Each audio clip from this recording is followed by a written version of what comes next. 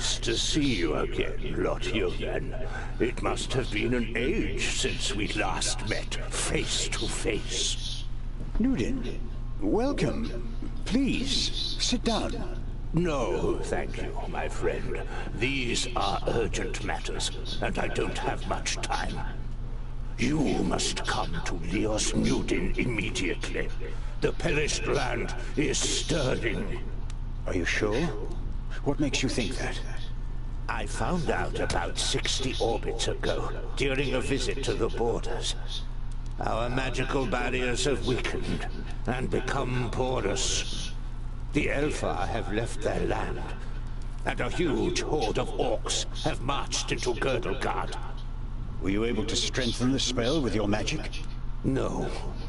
I can't repair the damage alone. We need the combined power of the 6. The other 4 are already on their way here, but we need your help too. I will set off for Parista without delay. Oh, and as you're coming, could you also take the opportunity to bring back the things that I lent to you? Of course. I have them already packed in a bag. Oh, thank you. We'll be expecting you.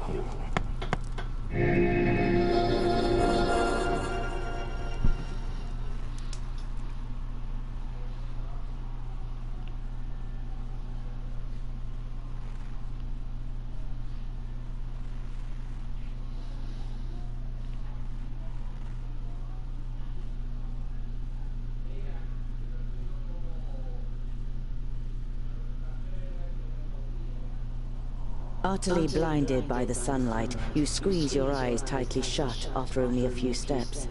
The time spent underground has made you so sensitive to light that you're forced to seek shelter in the shade of a mighty oak.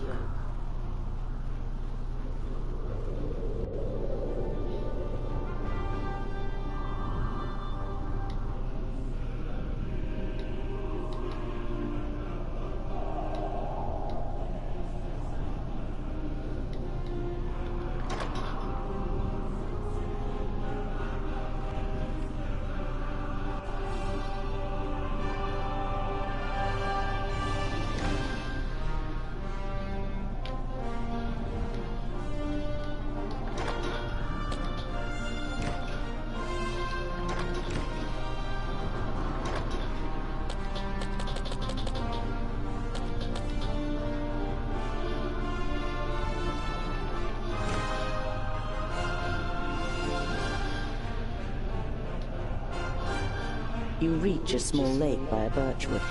Your feet hurt and your eyes still sting in the unaccustomed sunlight, but a smile spreads across your face nonetheless.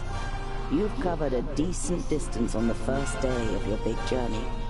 You pitch your camp and lie down to sleep on the hard forest floor. When you awake in the morning, your legs are stiff and achy. Trying not to feel sorry for yourself, you throw your rucksack over your shoulder. You're a dwarf, and dwarves don't complain.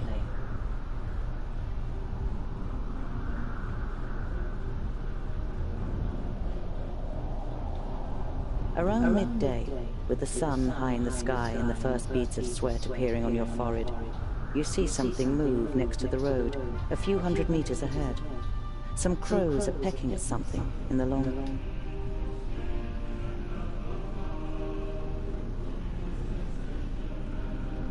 The creaking leather armor, the clattering rucksack, and a dwarf's inability to be quiet makes the crows flap around as you move from one bush to another. You give up trying to be stealthy, stand up straight, and see two human bodies in the flattened grass.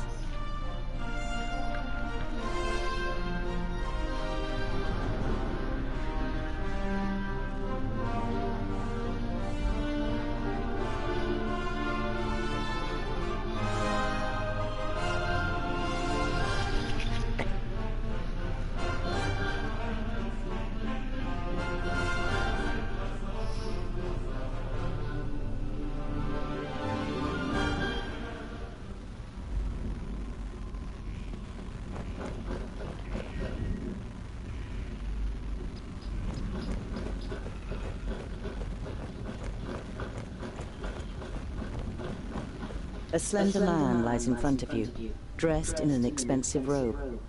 It is in the colors of Turgur the Fair-Faced, one of the 6 Magi. The dead man must be one of Turgur's famuli. You don't see any wounds.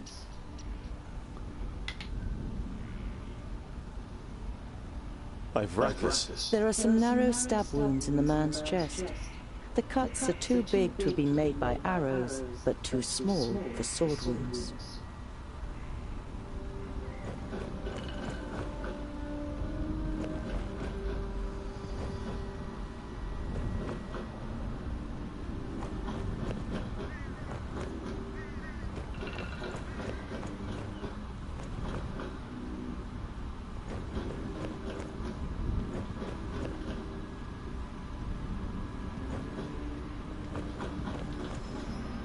A rucksack that probably belonged to one of the dead. It seems to have been searched and then thrown away carelessly.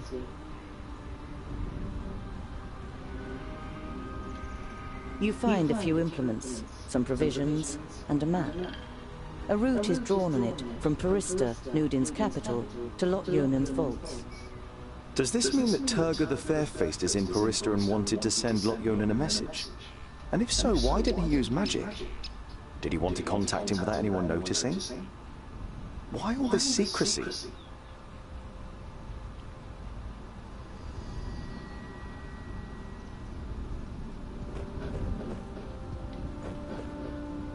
You look down on a tall, broadly built man. He's wearing dark brown leather armor that is strengthened with iron plates. There's a sword lying next to him. Was he trying to defend himself against something? Or someone?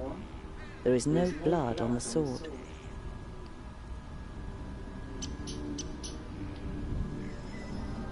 The man has the same incisions. It's clear that both men were killed by the same weapon. But what that weapon might be, you cannot say.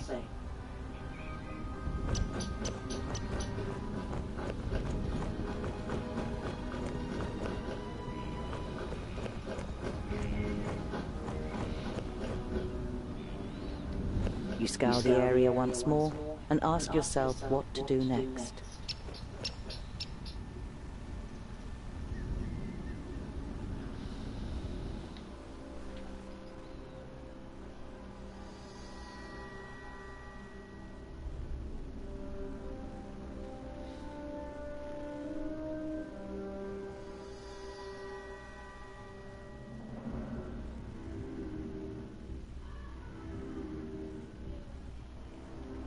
You're sorry that you don't have time to bury the dead, but the sun will be setting soon.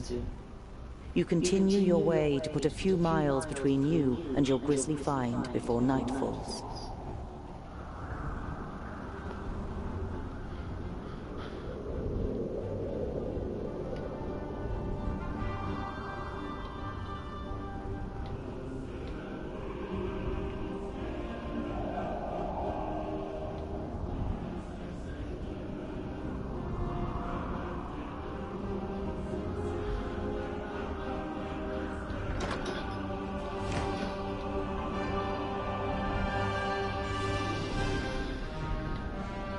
As the gable end of a small farmhouse and a barn appear from behind a hilltop, you hear the loud cries of children at play. A girl runs along the path laughing, followed by a small boy with a big stick in his hand. The boy is trying to catch up his sister with a determined look on his face, but is finding it difficult to keep his short legs under control on the uneven path.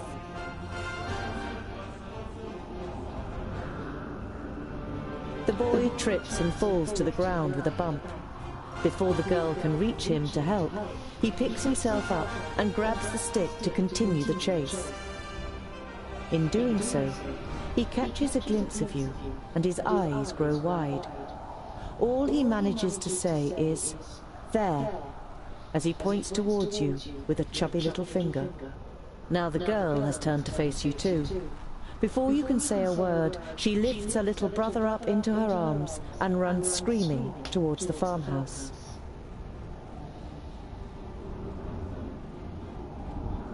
You don't wish to scare the children further, so you continue on your journey.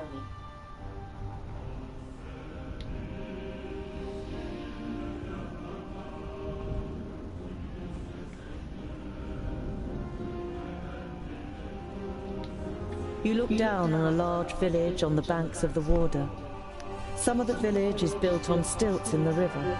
A wooden bridge spans the fast-flowing water. A huge wooden palisade has been erected to protect the village from attack. The guards on the palisade are watching you. Their armor looks well cared for and well made. The smith who made them knew what he was doing. You conclude that the men depend on the protection the armor offers and aren't just wearing them to look good. They're certainly not villagers.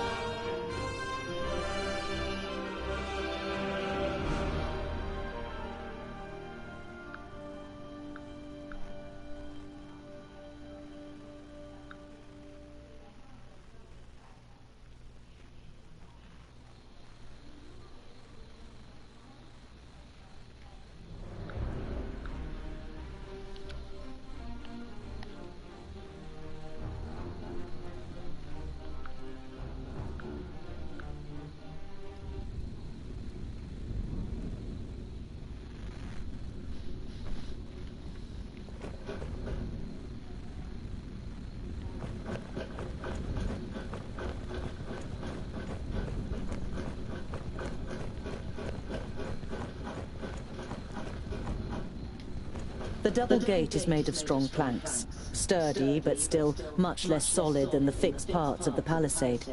Security has been forgone here for practical reasons.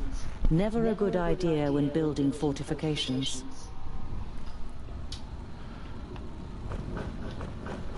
The double gate is made of strong planks.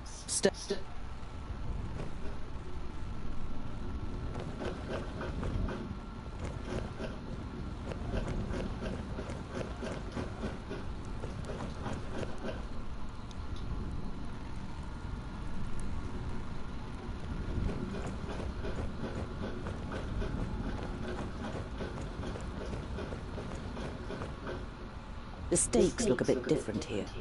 You want to look a little closer, but the guard on the other side is vigilant. Get lost!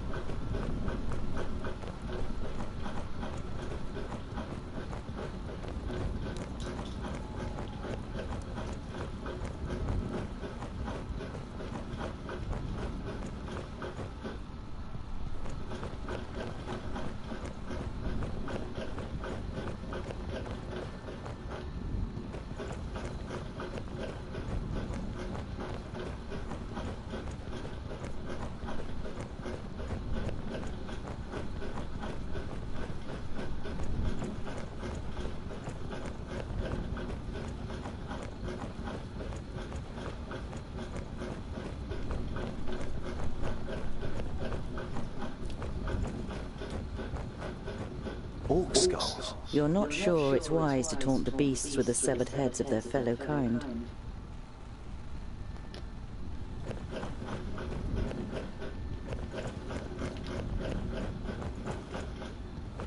Some of the guards begin to whisper as you near the gate. Hello up there! What brings you to fair good water? And have you seen any orcs on your travels, Groundling? The man leaning over the palisade eyes you up and down carefully.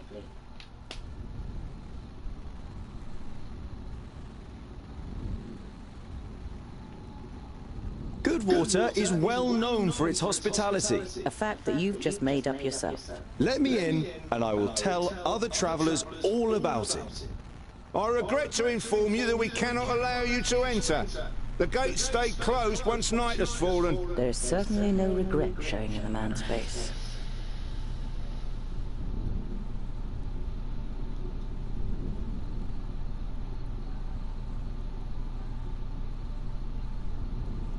Stay alert. If I see anything, I'll scream. Oh yeah, You bet. The double gate is made of strong plank.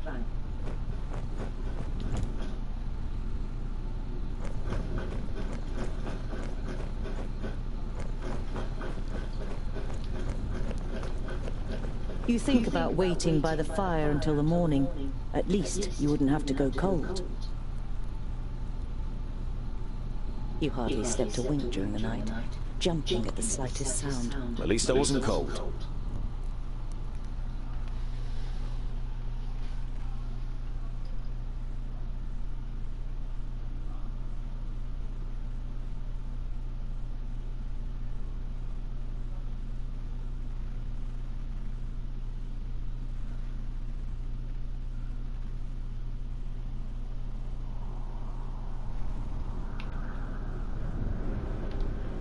An uneasy feeling has been your constant companion since you left Goodwater.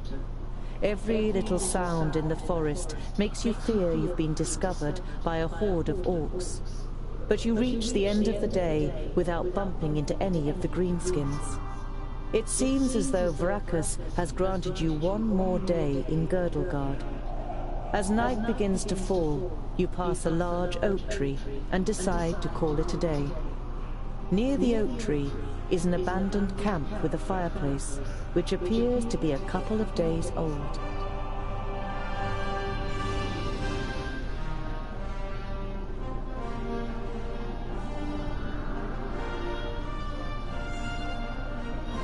You swing yourself up the trunk and then pull up your baggage after you. You're prepared to sleep in a tree like a bird if it means escaping the orcs' attentions.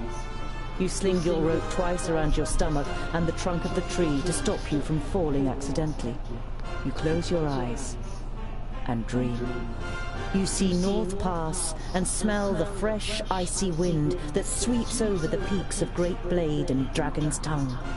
But the harmony is interrupted by the hideous roar of an unending flood of orcs throwing itself unceasingly against the fortification. You smell the disgusting green blood of the orcs and taste the rancid fat of their armor on your tongue. The bitter taste becomes stronger until it's unbearable and wrenches you out of your dream. You open your eyes and are surprised at the brightness as a glance at the sky confirms that it's still night. Your eyes move towards the ground, and what you see makes the blood in your veins freeze.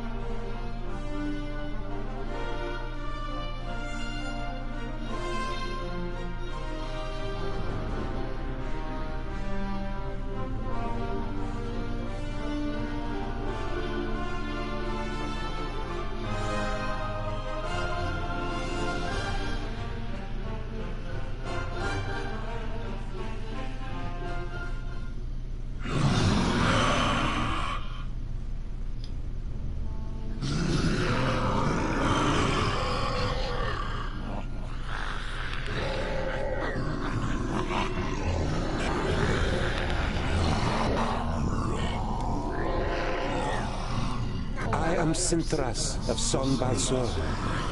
My master, not on the Doublefold, ruler of the perished land, has elected you, the lords of Taboribor, to be the sword that conquers the south. You mean you want us to put our necks on the line and be killed by some magus? Lord Yonan and the others will be taken care of. Your task is to create a diversion in the south until my master's plan succeeds. And which of us is the leader? The one that conquers the most land. So Kragnar will be the new Grand Lord. He glares at Ushnox and Bashkuk. The Kragnar short tribe will conquer the most land. Never! We will overwhelm the cities of the Red Bloods quicker than you can suck the marrow from a bone.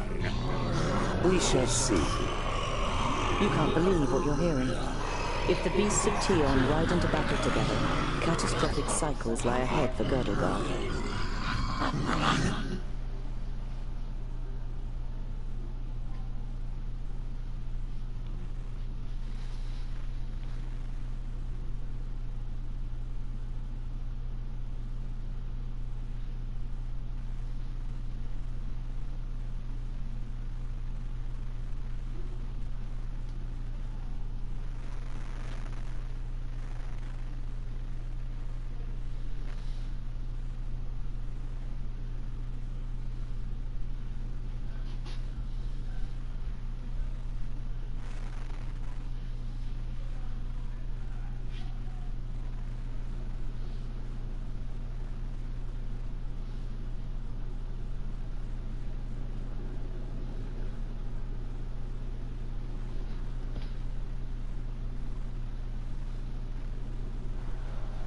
The night in the oak tree was the worst of your life. You spent every single moment afraid that you'd be found and savaged by the orcs. But as the first rays of sun broke through the treetops, the orcs abandoned their camp and left without discovering you.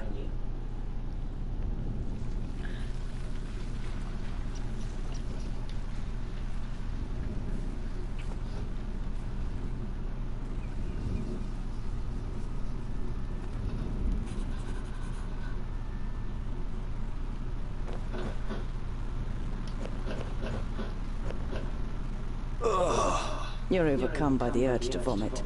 You have a... This is the place. I knew it was here. Come on then, try that stupid necklace. Hey, grounding. Perfect for a spotted breakfast. You know that you're no warrior, but you want to face the orcs as a child of the Divine Smith. Perhaps you'll manage to kill at least one of them, so as not to appear so undwarven in Varacus's eyes. I'll give you something to chew on. Varacus made us of stone. Fuck.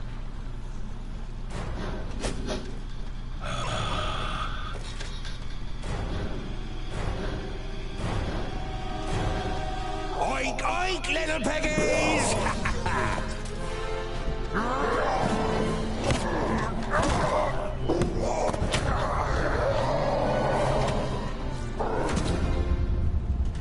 By Barrowin's beard!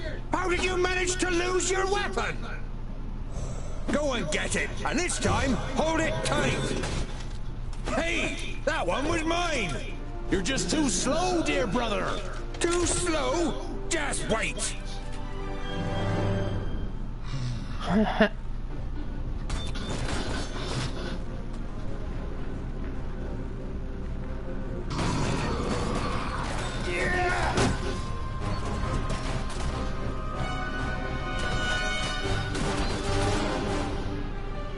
On my way. I can't do that yet. Now! Huh? What is it?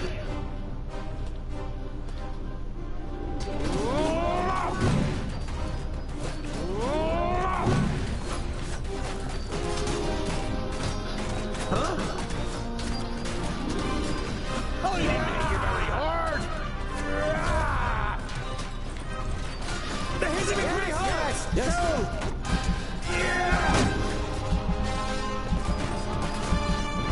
He hardly put up a fight! Who's next? I need help over here! Quickly! I'll be ready soon! Don't rush me! Yes? What is it? And again. Who's next? Huh? And what now?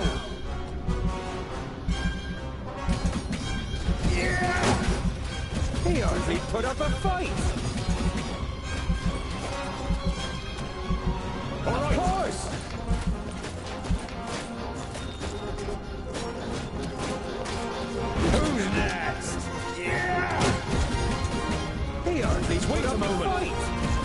I can't do that yet. Wait a moment. Kill. I can't do that yet. I didn't hit you very hard. Yes? As good as done.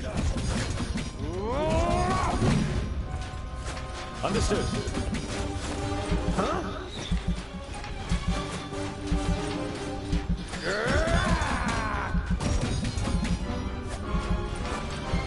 I'm not that quick.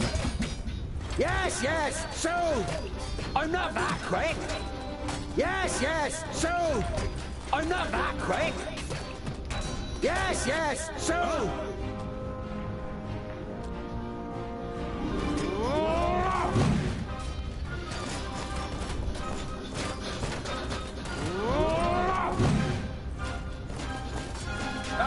I'll be ready soon. Give me a hand. Ow! Another one bites the dust.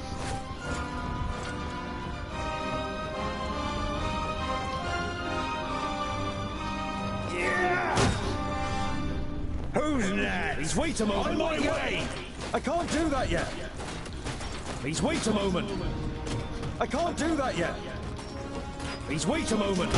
Huh? Kill. I'm not that quick. Yes, yes, so. I'm not that quick. Yes, yes, so. I'm not that quick. Yes, yes, and again. What is it? As good as done.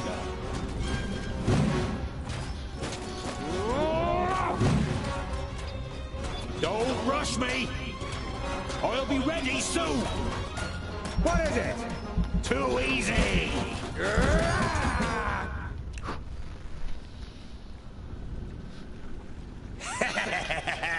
Oink oink. That's all? No more orcs?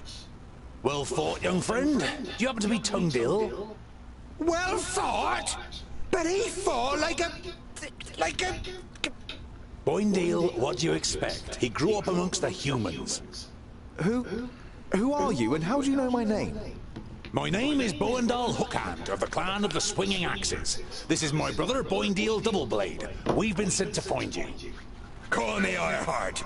Are there any more piggy snouts around here?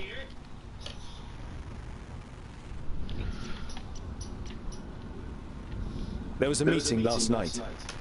The Elfar serve a certain Nod-On who calls himself Lord of the Perish Land. They have enlisted 3 Orc hordes to cause unrest in the south. Did you hear that, Boindale? Piggy snouts! The Elfar from San Balzur and the Orcs from Taboribor are working together? And could ally with the Orcs from the Perish Land. The twins look at you solemnly. You all know what that would mean for the people of Girdlegard.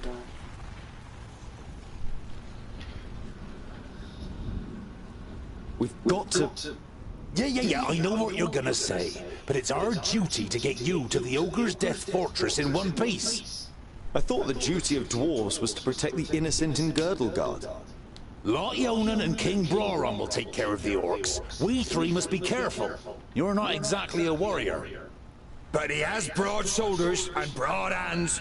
There's hope for him yet. So when you've got the chance to split a few orc skulls, you should take it. You turned up at just the right moment. But are you sure it's me you're looking for? The High King Gundrabur sent us to fetch you and bring you to Ogre's Death in the Secondling realm in the south. So he received the letter from my master? And am I a secondling? Well, something like that, I guess.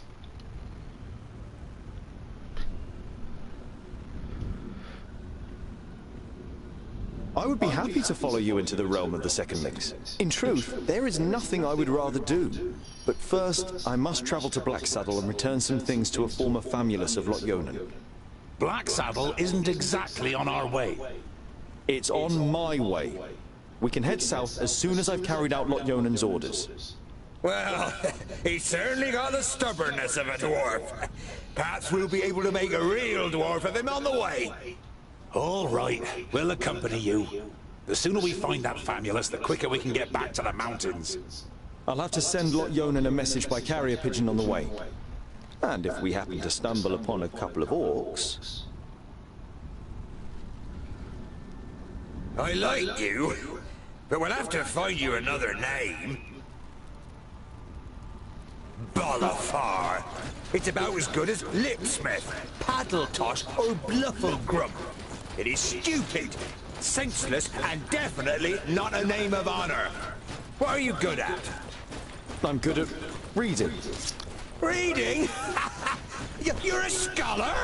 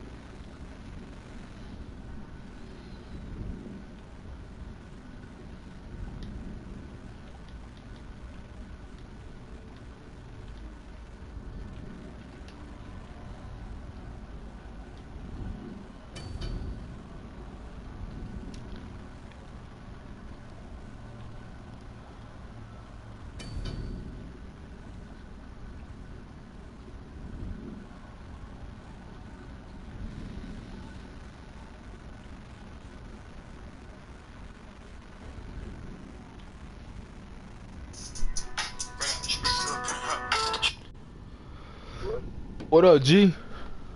Yo. Yeah. So I'm gonna tell you how it works, man, because you don't know how to really read and comprehend the benefits. So basically, we're gonna get we're definitely gonna qualify for unemployment for sure. But based on that, whatever we qualify for, let's say if it's 200 a week or 250, 275, we're gonna get an additional 600 on top for each week. So it will be fucking, you know what I'm saying, close to $800, $900 each week. Oh, alright. Yeah. Because they're adding the additional 600 because of the whole shit, of what happened. That's not bad. Yeah, the only downside for me with the whole 1,200, you won't believe it. What happened? Cause if you owe child support, you won't get it. So just to pay it off and what do you? Oh shit! Damn.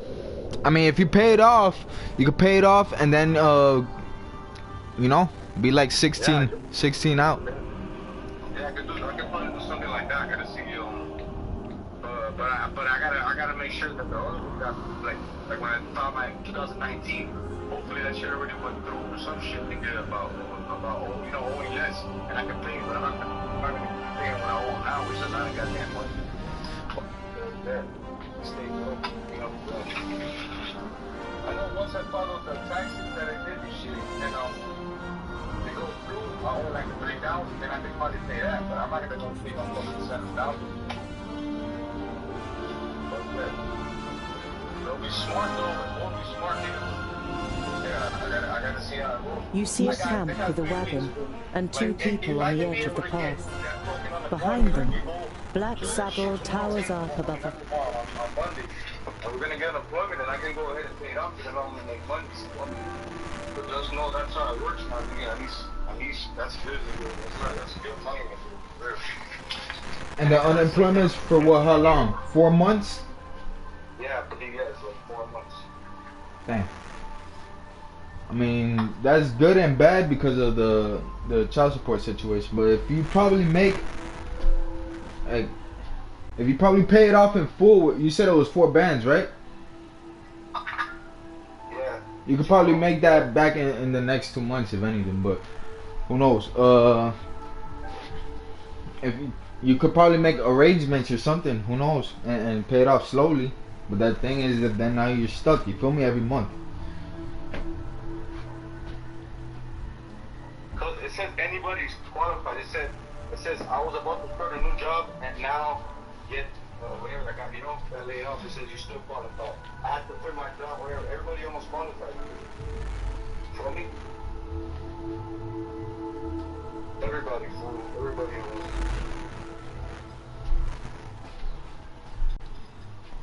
Man, I mean that's good. Payments are 26 weeks. But it says you will be able, let me see, the bill provides all eligible workers with an additional 13.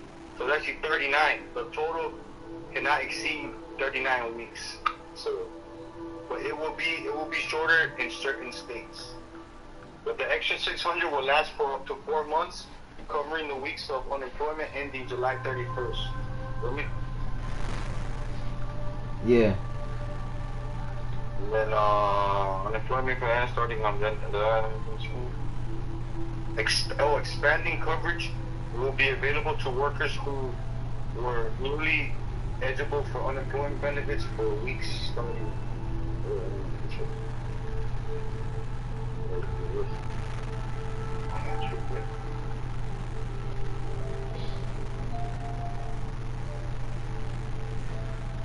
Okay, yeah. It's pretty good. My unemployment. Anybody look at it? My unemployment recently ran out. Can I sign up again? Yes. If you exhausted your benefits, eligible worker can generally reapply. But how much will you get for how long depends on the state where you work. Everyone gets at least another 13 weeks along with 600. So everybody's gonna get 600. So it don't matter if you worked or didn't. You just gotta get over there and tell them what's up. Yeah. Well, obviously, you gotta bring your tax. Bring your taxes, bro. Bring 2018 and 19 just in case.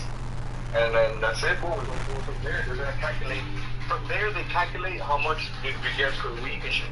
When they're gonna give us an additional, from 600, additional 200 or whatever. Yeah. So you want to try and go on Monday or something? We have to, cuz. What do you mean? Nigga, we have to. That's it. We're game, nigga. At least for me too, nigga, because if I can't get my 1,200 check, I'm gonna be waiting for nothing, so I gotta go Monday for it, don't damn game. Yeah, those checks supposedly go to the mail, but the unemployment isn't guaranteed. No, listen, and I'm gonna tell you what they're doing now for the checks. They're gonna send you a letter in your mail before they send it to you, and they're gonna tell you, we're gonna send it to you in 15 days. Do you want us to send it through mail or direct deposit? So you have 15 days to notify them. Feel me? But they're gonna send you a letter for it. So you know. That's how it's working. I read the whole thing. So you have to be pendant on the mail. They're gonna send you a fucking letter of how you want the paint. Oh, okay. I guess I want to confirm it's you, you know? Yeah. I guess, bro. So yeah, man. What time should we go in the morning? Because I know for sure we gotta be there like 30 minutes even before it opens. We'll just be the first ones there. Feel me? So that shit's gonna be storming, nigga, storming. Yeah, bet, bro. Look at the fucking call lines. No,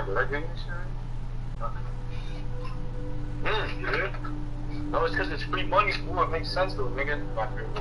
It's free money. Even the person who doesn't even work is gonna say that he works and he's gonna get the fuck. What? You hear that? You work. Oh, yeah, I can't. You can do it if you leave Publix, yeah. If you leave Publix, they'll give it to you. But then in 3-4 months, you don't have Publix. No. Can't go back to Publix. But look, look how everything is landed up for us, Elvis. Yeah, look, we're playing it safe. We're gonna be making more than what we're doing over there, working, nigga. For me? Yeah. Hopefully we can make at least $800 a week. That's 1,600, nigga. That's 3,200 in a month, nigga. You save up in 4 months, that's $12,000, huh? There you go. Thank you, Elvis. Thank you again, Carlos. Yeah, bro. You're trying to. That's where actually all the money. Now I get where the money's going. It's that 600. It's that 600 additional for the unemployment. That's where basically the funds are kind of gonna be running out because there's a lot of money. You know what I mean? Imagine how many people are gonna be unemployed. They're getting that money too. Yeah, bro. It said right off the bat. It said 3 million were filing already. Absolutely. Yeah, bro. So, what time does it open? At 7? Yeah, I believe it opened at 7, though. If I'm not mistaken. How far is it from your crib? I know that I could be starting. I know I already started the claim. That's the thing, nigga. You told me for like a while ago. So I'm gonna keep up with that, and I'm gonna ask her if they can do it based on this. on the other job. If not, then I'll go based on the other shit. But yeah, so no, that'll be early, cuz. That'll be the first. All right, how far is it from your crib? So I'm not sure at the actual home, man. Give me the right address, so I can estimate this shit. Yeah, so I could just be at your crib probably as soon as 5:30 or 6 o'clock in the morning. And, we gotta be, if anything, we can go early so we can. And if it opens at 7 or 7:30, we could get there like at 6:45 or 7. You feel me? Just I'm saying, even if we get a little earlier, we can always be break, just chill a little bit out. It's better to be earlier today. Be a little bit earlier just to be safe on the safe side. We gotta get that shit for real, fool. Because now we're gonna stay behind, nigga. We're not gonna. This all my funds, it's all my money. They're gonna have only a limited space. Well, there's like a limited space. You gotta hurry the fuck up. You know? Type of shit. Yeah, bro. Once that phone runs out, nigga, they're probably gonna say, hey man, you know what I'm saying, nigga? They're gonna have any little excuse to say that. I'm sorry. Nah, I don't think so because it's just brand new. Even though it started like in January, it's still brand new now. But I'm telling you, nigga, this is all fun. And like, then supposedly people are too proud of themselves that they don't even need the government anymore. You feel me? Nah, they're gonna use the government because trust me. But the only thing is they're not stupid either. The government's not stupid either because you gotta understand something. They know if you're not unemployed because you can't just be signing up. They look you up, they're employed because then they're gonna say no. You get me? Like even if you try to act slick, you're gonna get caught. Because we're a number, we're already a number. The number goes to the company and the company takes it to the fucking government. You're never gonna hide from that. Even if you try, because they're gonna say no, I'm sorry, look, we have it right here in the record. Because they have all that shit laid out, because they know everything, because even if you didn't record it, somebody else did. Like the company recorded it. It probably opens at 7. The only thing we gotta be there is probably like at 6:30 as soon as possible, like you said, and wait. And if we're lucky, we're probably the first ones in line, and we get out this within an hour. You get me? But I know we're gonna be there a long time. Once we're in there, it's not gonna be just your name, address, and thing. And that's it. You're gone. And contact number. It's not gonna be like that. They're gonna fucking go through a system. And the computers are very slow because fucking NASA is hogging up all the fucking internet. But that's how they work, but whatever. I don't know why NASA needs all that shit. I mean, DirecTV don't use that shit. But whatever. All I know for it, we're good.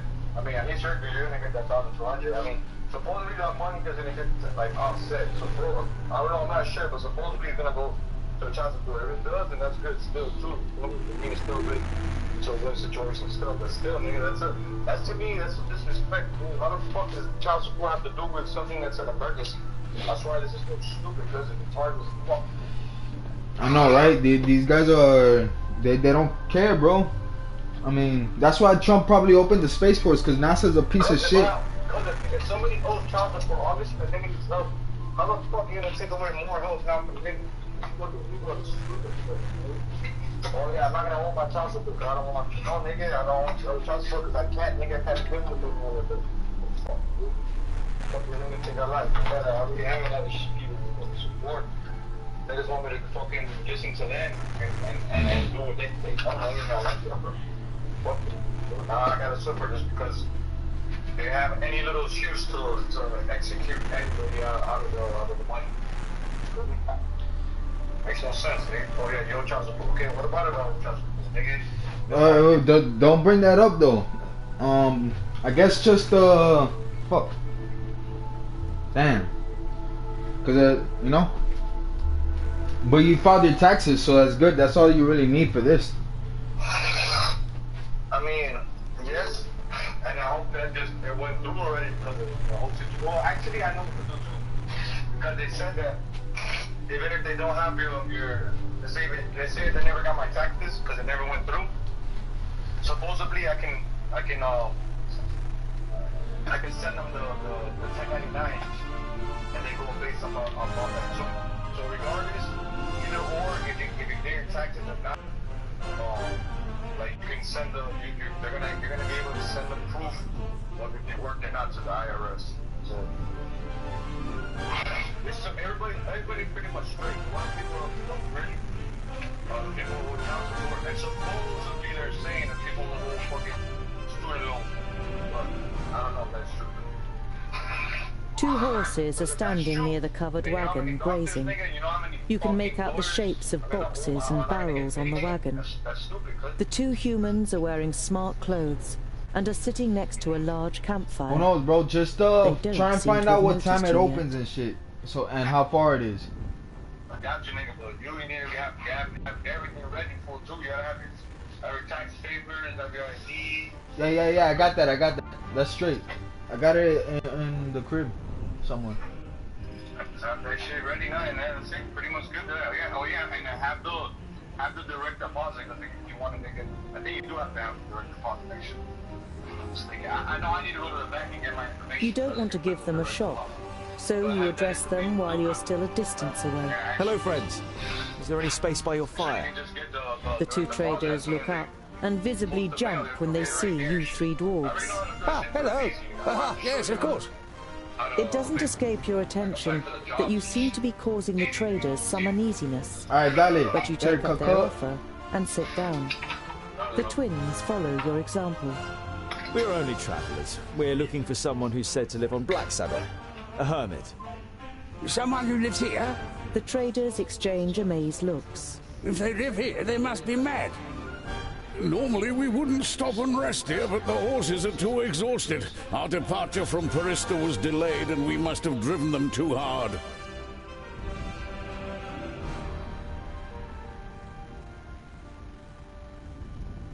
Later in the night, after eating together and some friendly conversation by the campfire, you all decide to sleep.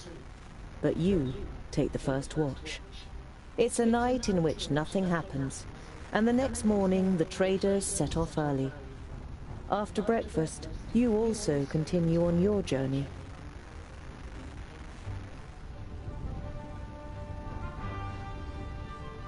After a march through the thick pine forest, Blacksaddle, the sinister tabletop mountain, and your journey's destination rises up before you.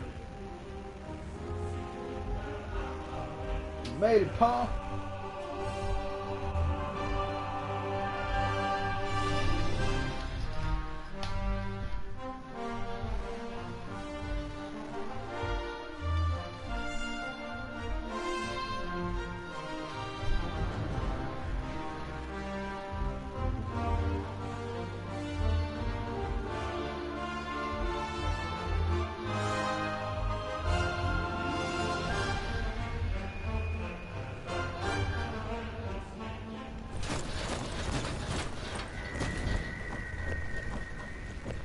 Are you sure that the Famulus lives here?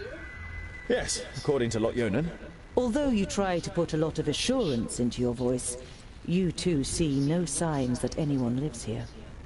No castle, no tunnel, no camp. There's nothing here but mountain. Then we'll have to take a closer look. You do that, scholar. We'll be waiting for you here. You think about objecting, but it would just be a waste of breath.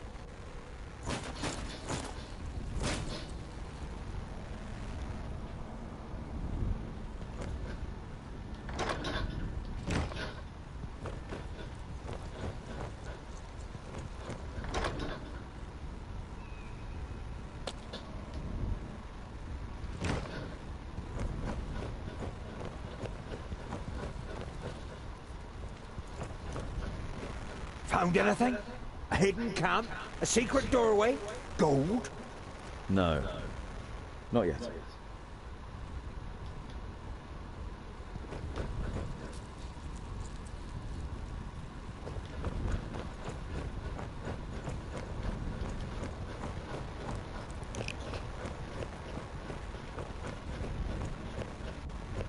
Found anything? No.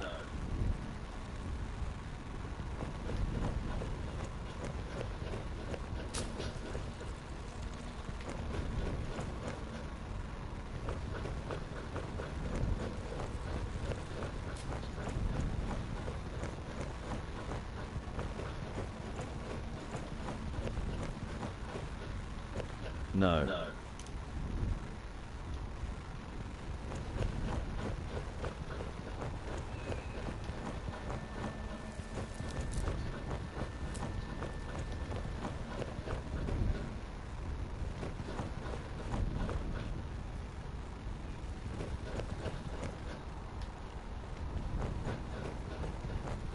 No trace of Garen here either.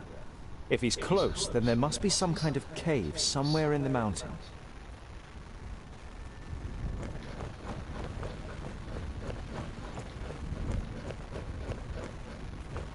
I can only climb a little way here. There must be a better way.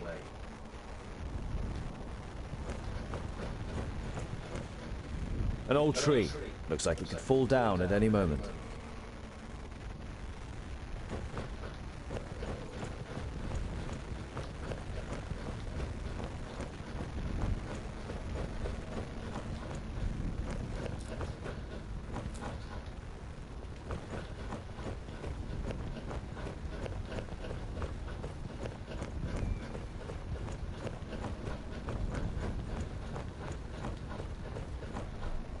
There we go.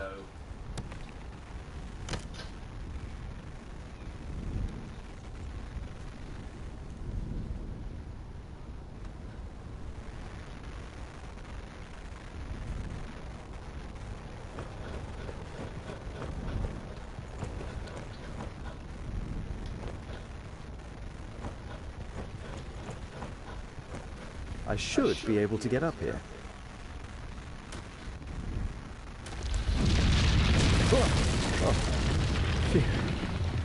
That was close. I hope this is all worth it.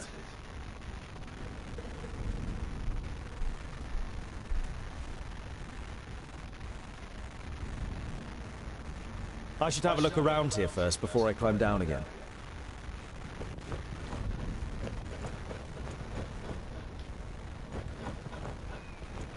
Here's a... No, forget it.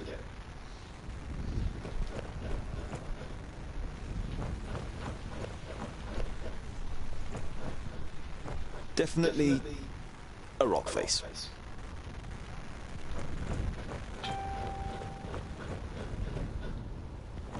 Something engraved on it. You realize with surprise that they are runes in the Dwarven language. Built with the blood of our enemies, be unyielding as the rock, and soak the land in their blood. Huh?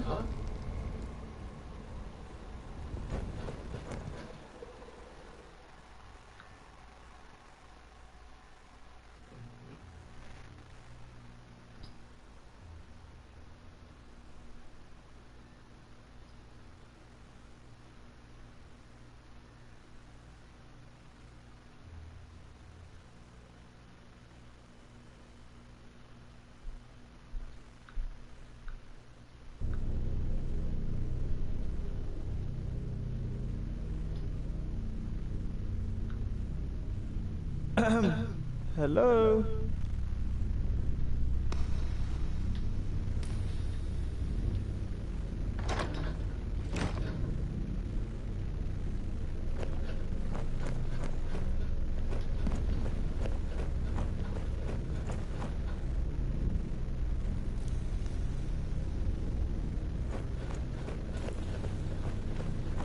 Master Garen?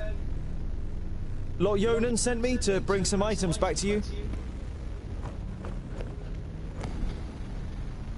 My inquiries are almost at an end. That means I can finally go to be with my sunshine. I have never been to Greenglade, but I think I will like it there. I deposited my most valuable things in the grave of Horengarth before my departure and secured it with magic. The password is... You recognize the following words as rune names, but they're written in the learned language, so you don't know which they are. Greenglade. Oh, great.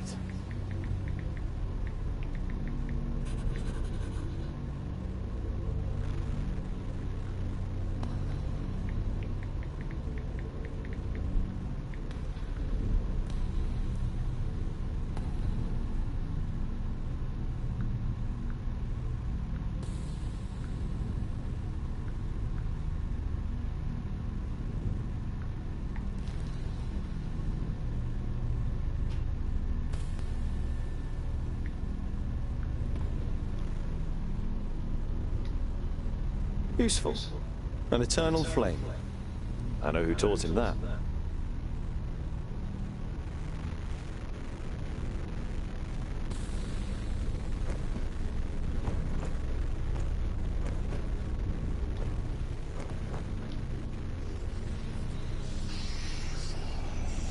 Hello? Is anyone there?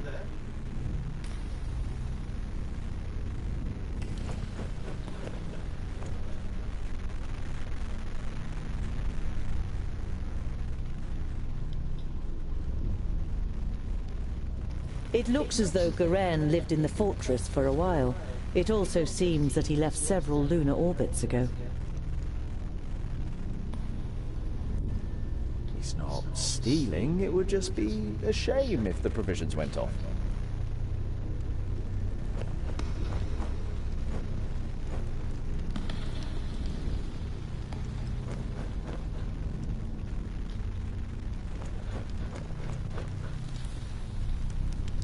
Born of stone, forged in battle. Arise, reborn from the blood of the enemy. You're not sure if you really want to know what was once in this basin. The whole place gives you the feeling that a decent dwarf shouldn't hang around too long.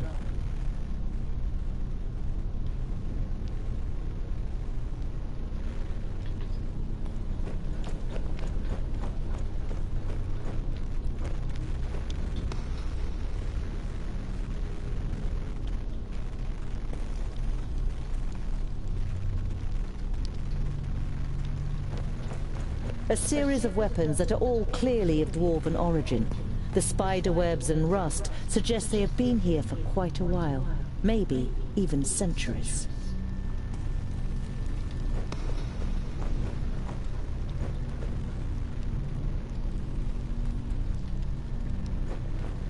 You have difficulty deciphering the scroll. Throw the firstlings in the forge. Beat the secondlings to a pulp. The fourthlings are... The rest is illegible.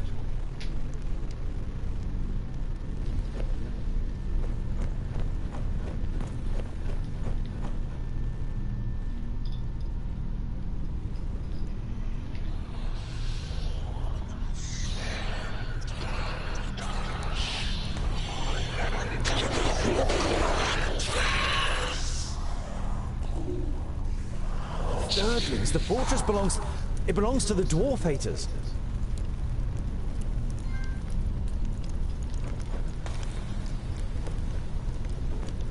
Norimber's dwarves are not only as unyielding as a mountain, they are also as destructive as an avalanche, and would batter into lesser kingdoms just as relentlessly. The Four should find no salvation in Brachus, only eternal damnation, so that they suffer indescribable torment between the worlds. You have heard of the dwarf haters, but this is the first time you have read their hateful words. You feel sick and turn away.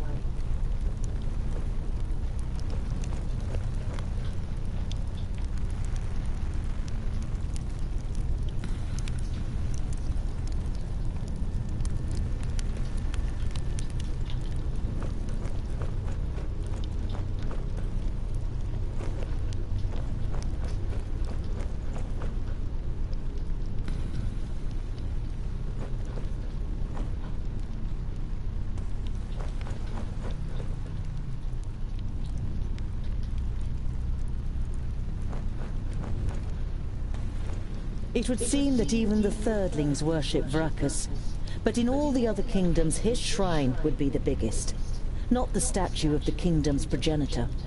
A couple of gold coins are in the bowl in front of the shrine.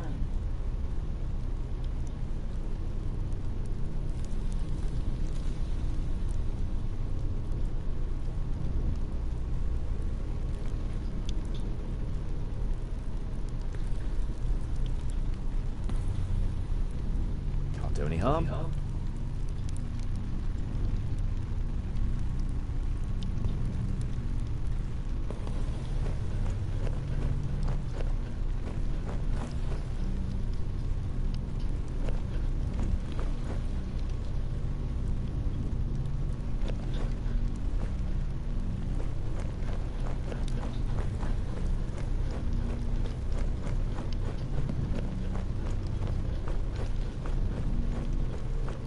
You see sketches and notes on the architectural features, statues and wall reliefs. It seems Garen spent a lot of time studying this place. Maybe he's kind of a dwarf historian, or maybe he's just a treasure hunter. Garen is in Greenglade.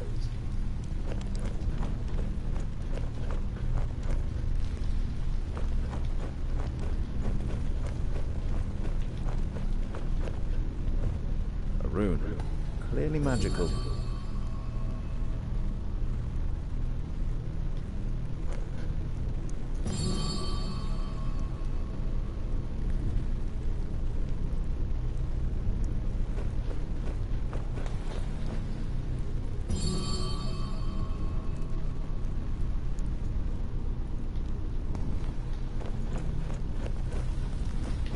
Sarcophagus. Perhaps I could open it.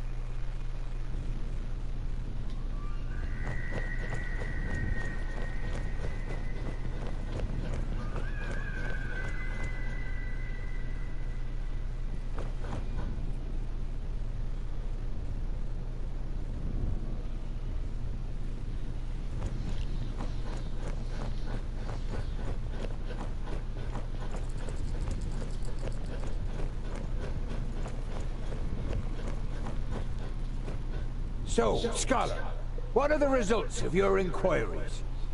There is an abandoned fortress in the mountain, and I think it belonged to the Thirdlings. Boindale's eyes narrow. The blasted dwarf killers! A Thirdling fortress? Here? In the middle of Girdlegard? We must let High King Gundrabur know about this.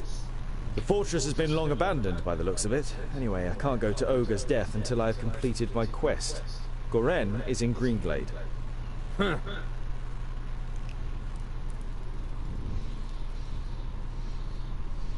A Thirdling fortress? Here, in the heart of Girdlegard. That's strange, isn't it? And worrying. But they've always been wily. They move in the shadows and kill there too if they can. Do you know their story? I've read about it. Lorenberg, their progenitor, rejected the name that Vrakas gave him, who in turn did not give him any special talent, so his kingdom studied war. It helps them defending the East, but it also meant they ended up confronting the other kingdoms. No dwarf would ever even think of injuring one of his kind, never mind killing them. But the dwarf killers are proud of it. When they were even more powerful, they wanted to become the rulers of all dwarves. They are envious of our skills. They haven't been heard of for a long time, but you can be sure there isn't a single dwarf alive who doesn't hate them.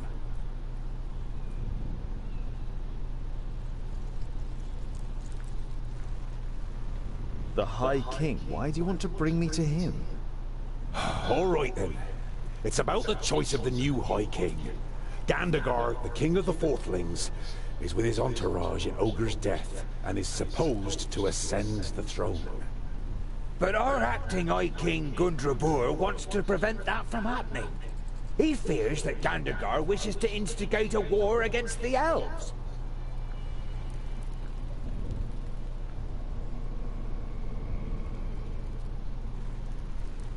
But what have I got to do with that? Boindil is about to say something, but is silenced by a nudge in the side from his brother. High King Gundrabur will explain everything when the time comes. You look distrustfully from one twin to the other. Boindil has donned an innocent expression, and Boendal doesn't give you the impression that he has anything else to say on the matter.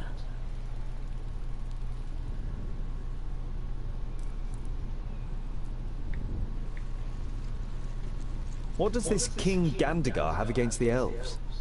Dwarves and elves just don't get along. Brachus and Satalia made us that way. I know that, but going to war for just that, after all this time? Well, there must be more behind it. They say that the King of the Fourthlings is full of hatred, and is a hothead in this matter. Whatever, your High King must wait. I have a quest to carry out in Greenglade. But our quest is... Boindil raises a placatory hand and throws his rucksack onto his back in preparation. Let it be, dear brother. Look at him. He has made his decision, and you will not be able to change his stubborn dwarven mind. You can't help but smile.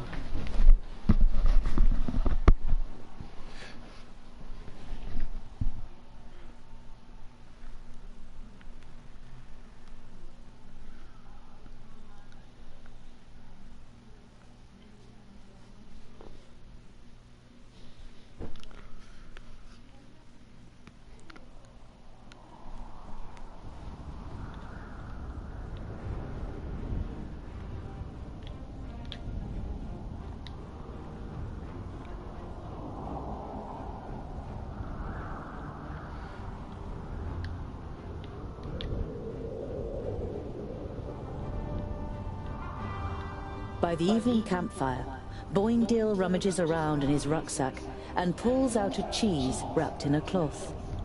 He sticks a fist-sized piece on a spit and grills it on the fire. Ah, there's nothing better than grilled cheese at the end of a long day.